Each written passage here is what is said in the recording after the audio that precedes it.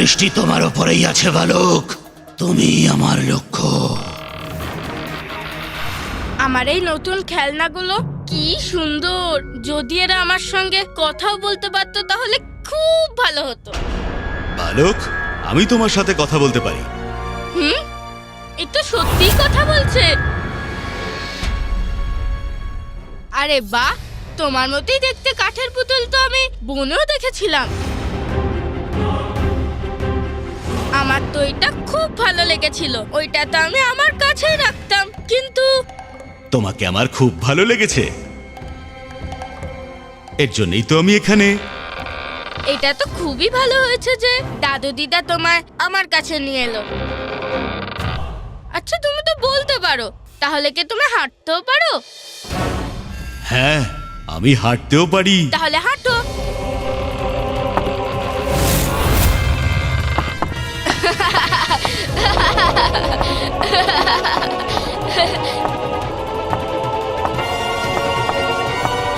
আরে বাহ, তাহলে তুমি নিশ্চয়ই নৃত্যও করতে পারো, তাই না? মূর্খ বালক, আমি পবিত্রতার কণ্টক, বজ্রান্তক, ভয়ঙ্কর অসুর। আমি খেলার জন্য কোনো কাঠের পুতুল নই। তোমাকে আমার ষড়যন্ত্রে ফাঁসানোর জন্য যা যা করার দরকার সেটা আমি করবই। হ্যাঁ, নৃত্য করতে পারি আমি। এই দেখো। আর একটা কথা বলি তোমায়, আমি উড়তেও পারি। আচ্ছা, উঠতে পারো তুমি? হ্যাঁ। তাহলে আমায় উড়ে দেখাবে তো তুমি? এসো আমার সাথে, আমি তোমাকে উড়ে দেখাই। আচ্ছা, তাহলে যাই। চলো।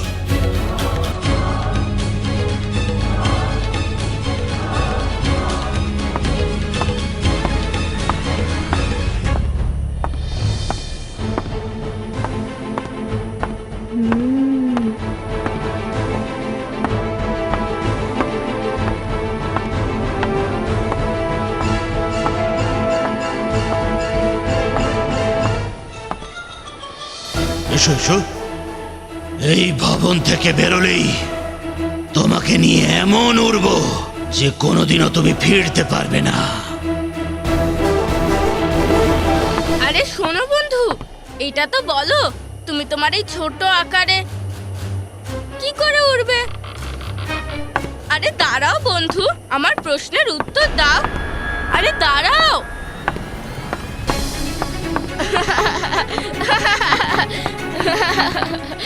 আরে দাঁড়াও, তুমি এত তাড়াহুড়ো কিসের? আমিও তো আছি।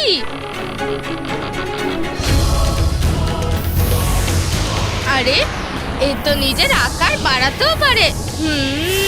তার মানে এ উঠতে পারবেই। অদ্ভুত, খুব ভালো, খুব মজা হবে।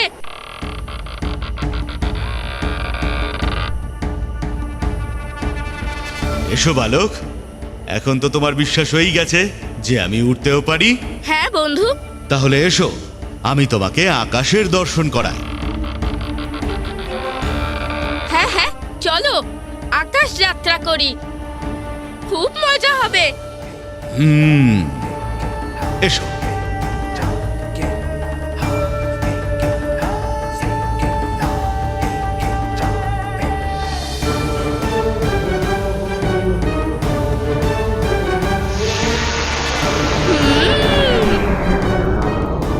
আরে বাহ, দিদা আর দাদু তো খুব ভালো খেলনা দিয়েছে। আকাশে উঠতে কি আনন্দ হচ্ছে আমার। কিন্তু বন্ধু, মনে থাকে যেন আমাকে শীঘ্রই ফিরে যেতে হবে। চিন্তা করো না, এটা তোমার জীবনের শেষ যাত্রা বালক। জীবনই তো শেষ হয়ে যাবে, তাহলে এত চিন্তা করে কি লাভ বালক?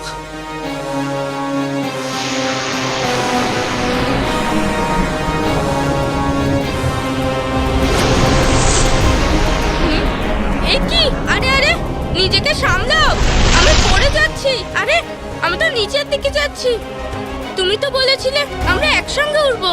উড়বো, অবশ্যই উড়বো, আর উড়বে তোমার প্রাণ। ও আচ্ছা আচ্ছা, খেলছো বন্ধু? আরে বাহ, খুব মজা হচ্ছে।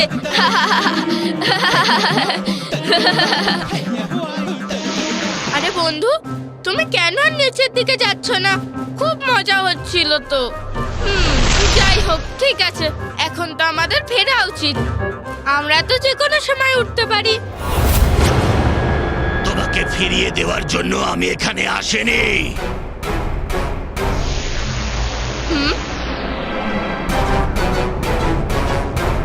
আপনি আমায় কেন এনেছেন? তোমার প্রাণ নেওয়ার জন্য এসেছি। তাহলে মিত্র নয়, বরং শত্রু, যে আমায় ছলনা করে এখানে নিয়ে এসেছে। আমি আবার ভুল করে বসলাম, আবার আমি অসাবধানতা অবলম্বন করলাম। স্নানের সময় মা আমাকে বলেছিল যে আমাদের সব সময় সাবধানে থাকা উচিত, কিন্তু নিজের উৎসাহের বশে আমি মায়ের শিক্ষা ভুলে গেলাম। কিন্তু মায়ের আরেকটা শিক্ষাও তো আছে, ভয়ের সম্মুখীন হলে ভয়কে জয় করা যায়। পুত্র, ব্যক্তির সাহস তার ভয়ের ওপর আর মনোবল সন্দেহের ওপর প্রভাব বিস্তার করে। তাই ভয় যে কারণেই হোক, তাতে বিজয়ী হওয়ার একমাত্র উপায় হলো সাহসী হয়ে তার সম্মুখীন হওয়া। কিন্তু এর সম্মুখীন আমি কি করে হব এখন? হ্যাঁ, বুঝতে পেরেছি।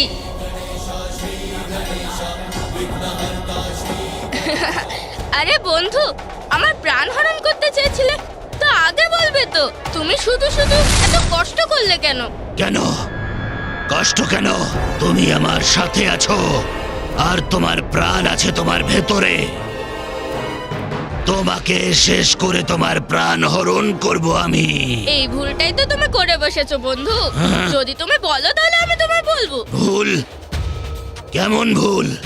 শীঘ্রই বলো। আমার প্রাণ, ওটা তো অন্য কোথাও সুরক্ষিত। তুমি যদি বলতে তাহলে ওটা সঙ্গে নিয়ে আসতাম। হ্যাঁ, ওর প্রাণ এখানে নেই তো কোথায় আছে? নিশ্চয়ই আমার ছলনা থেকে বাঁচার জন্য ও ছলনা করছে। কি হলো বন্ধু, কিসের ভাবনায় ডুবে গেলে? এই বালক, তোমার প্রাণ যে তোমার শরীরের মধ্যে আছে কি নেই সেটা এক্ষুনি প্রমাণ হয়ে যাবে যখন আমি তোমার শরীর বিনষ্ট করে দেব। তাহলে তো আরো বড় ভুল করবে তুমি। আমার শরীরকে নষ্ট করে দিলে তাহলে কে বলবে যে আমার প্রাণ কোথায়? টক টকা টক টক, ঠিকই বলেছে এই বালক।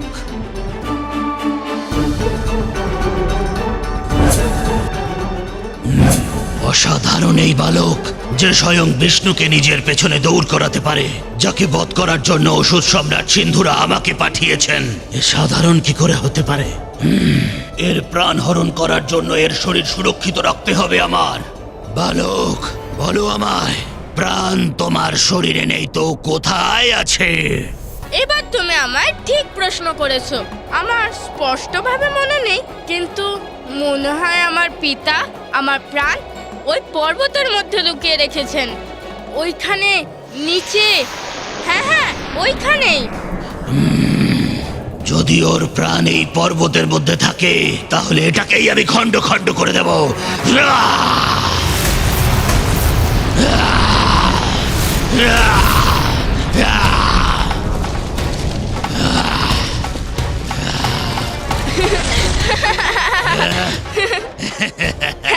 চলো বন্ধু, আমার প্রাণ নিয়ে নাও।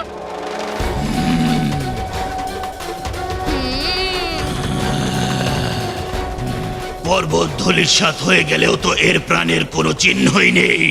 অর্থাৎ আবারও ভ্রমিত করেছে এই বালক আমায়। টক টকা টক টক, বজ্রান্তক, পড়িস না এই বালকের ছলনায়। এ বালক, কোথায় তোমার প্রাণ? বলো আমাকে, মূর্খ বানিও না আমায়। এ কেমন কথা বলছো? আমি তো এক বালক, আমি তোমায় কিভাবে কিছু বানাবো? তুমি যেরকম তা তো আগে থেকেই বানানো। আমি বলতে চাইছি, তোমায় তো অন্য কেউ বানিয়েছে। যেরকম আমায় আমার মা বানিয়েছে, তোমাকেও তো নিশ্চয়ই কেউ বানিয়েছে। বলো বলো, তোমায় কে বানিয়েছে? আমাকে নিশ্চয়ই ভগবান বানিয়েছে। ও, তাহলে তো তোমার ভগবানকে জিজ্ঞাসা করা উচিত। কিন্তু তোমার ওই কি যেন বলেছিলে? হ্যাঁ, বোকা কেন বানিয়েছে? ভগবানকে আমি বিশ্বাস করি না। ঘৃণা করি আমি ভগবানকে। তুমি জানো না যে আমি কে? মহাভয়ঙ্কর, অতি শক্তিশালী অসুর আমি। ও সুর তুমি, অর্থাৎ তোমার কোনো সুর নেই। তাই তো তোমাকে যে বানিয়েছে তাকে তুমি বিশ্বাসই করো না। আমি তো আমার মাকে অত্যন্ত বিশ্বাস করি। তুমি আমার একটা কথা শোনো, গিয়ে নিজের সুরটাকে ঠিক করিয়ে নাও, ভগবানের সুরের সঙ্গে নিজের সুর সম্মিলিত করো, তাহলে অসুরের ও মুছে যাবে। তাহলে হয়তো তুমি আর বোকাও থাকবে না।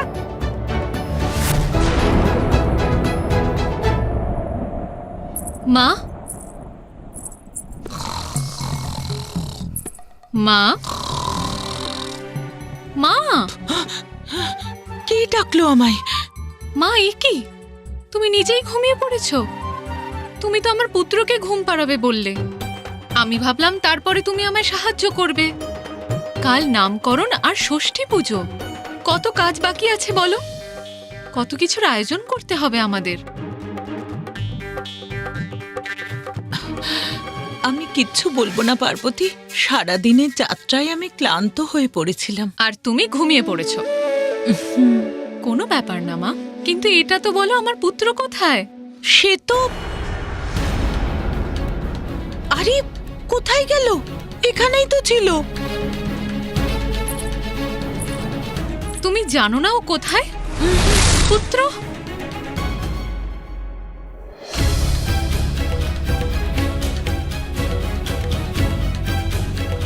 পুত্র, পুত্র, পুত্র কোথায় তুমি? শান্ত হয়ে যাও বালক।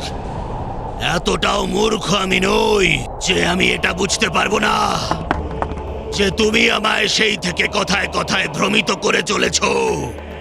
টক টকা টক টক, এটাই তো জানতে বাকি আছে যে কোথায় আছে তোমার প্রাণ। উদ্দেশ্যহীন তো তুমি আগেই ছিলে, আর এখন তো তুমি আমার প্রাণের পিছনে পড়েছো। শোনো, আমার প্রাণের প্রশ্ন তো, আমার তো বিশ্বাস ছিল যে পিতা আমার প্রাণ ওই পর্বতেই রেখেছিল। বালক, যা জিজ্ঞাসা করছি স্পষ্ট করে উত্তর দাও।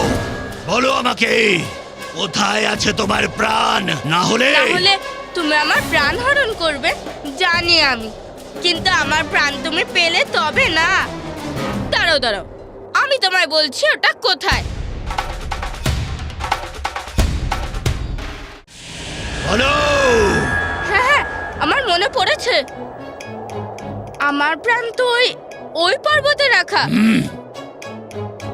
ওটাতেই আছে, যাও না, গিয়ে হরণ করো ওটা। এ কথাটা তো তুমি আগেও বলেছো, কিন্তু এটা আমি কি করে বিশ্বাস করব যে ওই পর্বতে আছে তোমার প্রাণ? আরে এই জন্যেই, ওই যে নন্দী মশাই আছেন না, ওনার শিং। টক টকা টক টক। এই বালক, এর মধ্যে নন্দী আবার কি করে চলে এলো? আরে যেরকম নন্দী মশাইয়ের শিং আছে, সেরকমই ওই দুই পর্বতের শিখা দেখা যাচ্ছে না। হ্যাঁ হ্যাঁ, কিন্তু হ্যাঁ না কিন্তু সব ছাড়ো। পিতা আমায় বলেছিলেন ওরকমই এক পর্বতে আমার প্রাণ লুকিয়েছেন উনি। মনে হচ্ছে বালক এখন ঠিক করে মনে করতে পেরেছে, কিন্তু টক টকা টক টক, একে বিশ্বাস কিভাবে করি? বুঝতে পেরেছি, তুমি ভাবছো যে আমি তোমায় আবার বোকা বানাচ্ছি না তো, কিন্তু আমায় বিশ্বাস করা ছাড়া আর কোনো উপায় আছে তোমার কাছে? যদি তোমার প্রাণ এই পর্বতের মধ্যে না থাকে, তাহলে আমার থেকে খারাপ কেউ হবে না। জানি তোমার থেকে খারাপ তো আর কেউ হবে না। এবার চলো, খোঁজো আমার প্রাণ।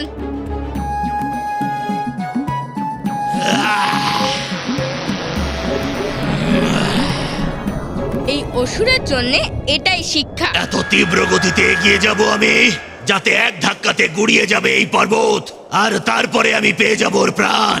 बुद्धि से उमा सुत काम चले, वज्रांतक षट को क्षत विक्षत किए, आस प्राप्त हो रहे सब काट के, देख देख हर्षित हो बालक मलंग।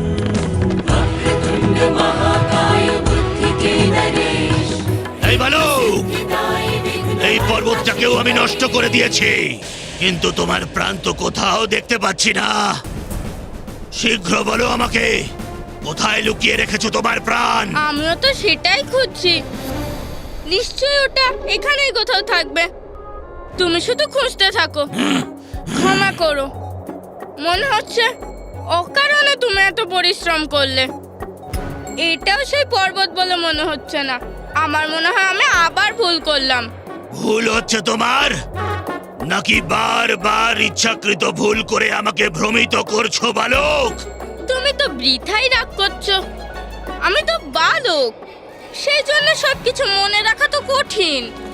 তাছাড়াও পর্বতগুলো তো সব একই রকম মনে হচ্ছে দেখে, কিন্তু আমার মধ্যে এটুকু আত্মবিশ্বাস আছে যে এইখানের এই পর্বতগুলোর মধ্যেই আছে আমার প্রাণ। তার মানে ওর প্রাণ এখানেও নেই। বালক, যে পর্বতেই তোমার প্রাণ লুকিয়ে থাকুক না কেন, আমি সমস্ত পর্বতকে ধ্বংস করে ঠিক খুঁজে বার করব তোমার প্রাণ।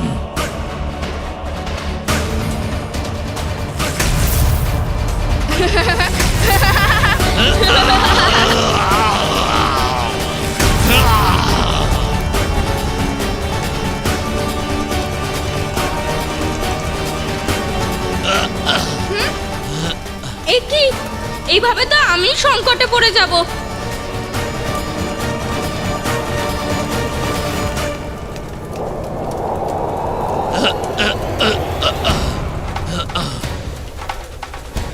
এই অগ্নি কিভাবে নিভে গেল? এটাকে নেভানোর জন্য এরকম শীতল বায়ু কোথা থেকে আসছে?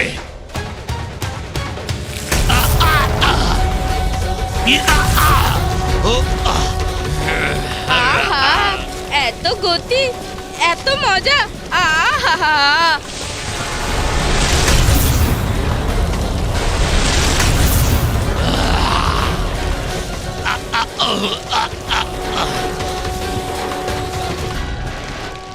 অনেক হয়েছে, আর নয়। এবার ওর প্রাণ তো নিয়েই ছাড়বো আমি। বালক, অনেক হয়েছে তোমার ক্রীড়া। শীঘ্র বলো তোমার প্রাণ কোথায় সুরক্ষিত আছে। আমি বললাম না, পিতা আমার প্রাণ সুরক্ষিত করার জন্য এখানেই কোথাও রেখেছে। এখানেই কোনো পর্বতে, কারণ আমার মায়ের না আমাকে নিয়ে খুব চিন্তা। এবার আমার প্রাণ কোন পর্বতে আছে সেইটা আমি বলতে পারছি না। সব পর্বতগুলোই তো একই রকম দেখতে লাগছে।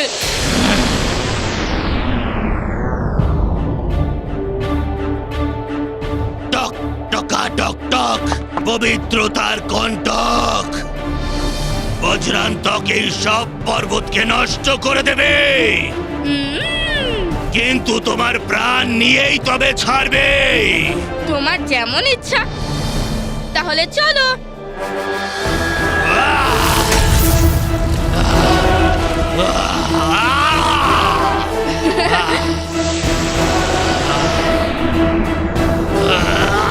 আহা, কি মজা হচ্ছে আমার। পুত্র, তুমি এখানে লুকিয়ে আছো? শীঘ্রই বাইরে এসো। ও তো এখানেও নেই। মা, তুমি চিন্তা করো না।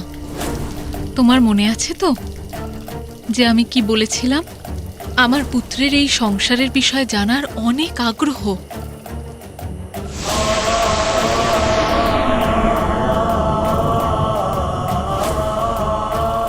অনেক কৌতূহল থাকে এই বয়সে, কিন্তু এই গভীর রাত্রিতে নিজের কৌতূহল মেটাতে কোথায় যেতে পারে ও? সেটাই তো আমিও ভাবছি, কিন্তু আমার বিশ্বাস যে ও আশেপাশেই কোথাও আছে। আমি ওকে খুঁজতে নন্দীকে পাঠাচ্ছি। আলোক, সমস্ত স্থান আমি খুঁজে দেখেছি, কোথাও নেই তোমার প্রাণ। পাওয়া যাবে, পাওয়া যাবে, অবশ্যই পাওয়া যাবে। আমি কার পুত্র তা তোমার মনে আছে তো? বলো না। জ্ঞানী, মূর্খ নয় এই বজ্রান্তক। তা তো বটেই। তা তো বটেই বললে তুমি, অর্থাৎ আমি মূর্খ। আরে তো তুমি নিজেই বললে। আমি কোথায় কি বললাম? আমি তো কেবল তোমায় একটা প্রশ্ন করেছিলাম।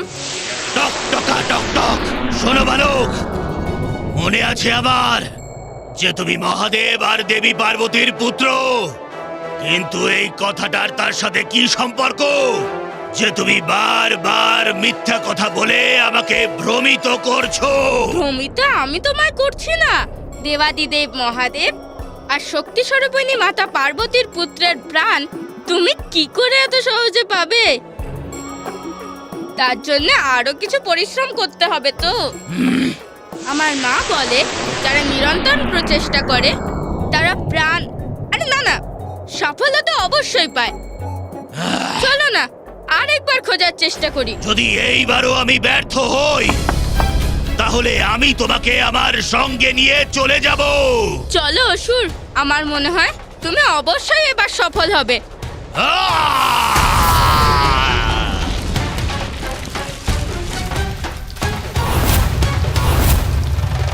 এবার তুমি আর বাঁচবে না বালক। তুমি অনেক ছলনা করেছো এই বজ্রান্তকের সাথে।